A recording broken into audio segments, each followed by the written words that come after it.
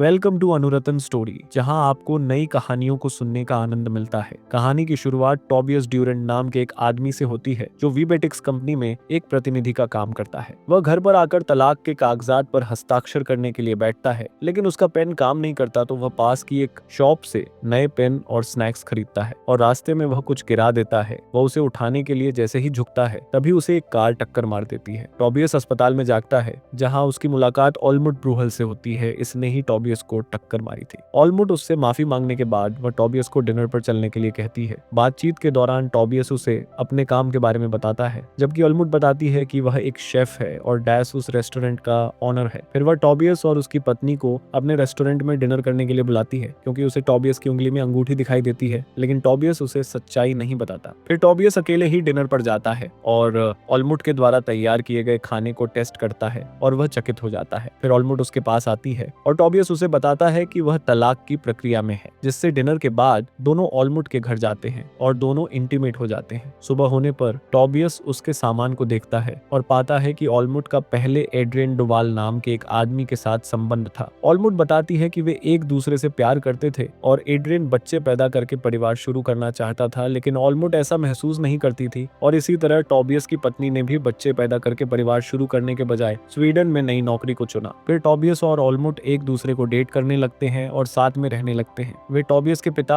और ऑलमुट के माता पिता और भाइयों के साथ डिनर करते हैं। तभी टॉबियस को पता चलता है कि ऑलमुट पहले एक फिगर स्केटर थी, जिसे वह नहीं चाहती थी कि टॉबियस को इस बारे में पता चले। फिर ऑलमुट टॉबियस को अपने अतीत के बारे में बताती है कि उसे अपने अतीत के बारे में सुनकर बहुत अच्छा लगता है। फिर अगले कुछ महीनों में टॉबियस और ऑलमुट का रिश्ता और गहरा हो जाता है और फिर एक दिन टॉबियस परिवार शुरू करने का विषय उठाता है, क्योंकि टॉबियस को लगता है कि ऑलमुट उससे प्यार करने लगी है। लेकिन ऑलमुट अपने फैसले पर अडिग रहती है और गुस्से में मना कर देती है। कुछ समय बाद टॉबियस ऑलमुट को एक बेबी शावर में पाता है और वह बताता है कि उसे ऑलमुट का उस पर गुस्से में जवाब देने का तरीका पसंद नहीं आया। वह एक बार फिर उसे बताता है कि वह उससे प्यार करता है, जिससे वे फिर से समझौता कर लेते हैं। एक बार खाना बनाते समय ऑलमुट को पेट में दर्द होने लगता है। जांच के बाद ऑलमुट और टॉबियस को गायनोकोलॉजिस्ट बताती है कि उसे अंडाशय का कैंसर है और उसके कैंसर को और बढ़ने से रोकने के लिए ऑलमुट को हिस्टेरेक्टोमी की सलाह दी जाती है। टॉबियस उसका इलाज कराने के लिए हौसला बढ़ाता है और ऑलमुट का इलाज तब तक चलता है जब तक कैंसर ठीक नहीं हो जाता। बाद में ऑलमुट टॉबियस को यह भी बताती है कि वह उसके 60 बच्चे पैदा करके परिवार शुरू करना चाहती है, जिससे दोनों कई बार प्रयास करते हैं और आखिर में उन्हें एक पॉजिटिव रिजल्ट मिलता है। इसे देखकर दोनों सेलिब्रेट करने के लिए बाहर जाते हैं। प्रेग्नेंट के दौरान टॉबियस ऑलमुट का पूरा ध्यान रखता है। एक बार वे एक जाम में फंस जाते हैं। जब ऑलमुट 9 महीने की प्रेग्नेंट होती है, तभी वे स्नैक्स लेने के लिए पेट्रोल स्टेशन में जाते हैं, जहाँ ऑलमुट की तबीयत अचानक खराब हो जाती है, जिससे वह बाथरूम में चली जाती है और गलती से खुद को अंदर बंद कर लेती है। टॉबियस उसे बुलाने के लिए जाता है तो वो बताती है कि अब वह अपने बेबी को जन्म देने वाली है, जिससे टॉबियस शॉपकीपर संजय और जेन की मदद से दरवाजे को तोड़ता है और उनके साथ फोन पर डॉक्टर की मदद से ऑलमुट बड़ी आसानी से एक स्वस्थ बच्ची को जन्म देती है, जिसे वे और टॉबियस एला नाम देते हैं। अब कई सालों बाद ऑलमुट एक बड़े रेस्टोरेंट में हेड शेफ बन जाती है, जहाँ वह एक जवान सॉस शेफ जेड को अपने प्रशिक्षु के रूप में ले लेती है। काम के दौरान उसे कमर में फिर से तेज दर्द होता है। टॉबियस उसे अस्पताल ले जाता है, जहाँ उन्हें पता चलता है कि ऑलमुट का कैंसर तीसरे स्टेज में पहुंच गया है और ट्यूमर बहुत बड़ा हो गया है, जिसका ऑपरेशन करना संभव नहीं है। डॉक्टर कहते हैं कि ऑलमुट को तुरंत कीमोथेरेपी शुरू करनी होगी, जिससे टॉबियस और ऑलमुट चर्चा करते हैं कि एला को यह खबर कैसे बताई जाए और सोचते हैं कि एला को यह धीरे धीरे बताने के लिए वे एक कुत्ता को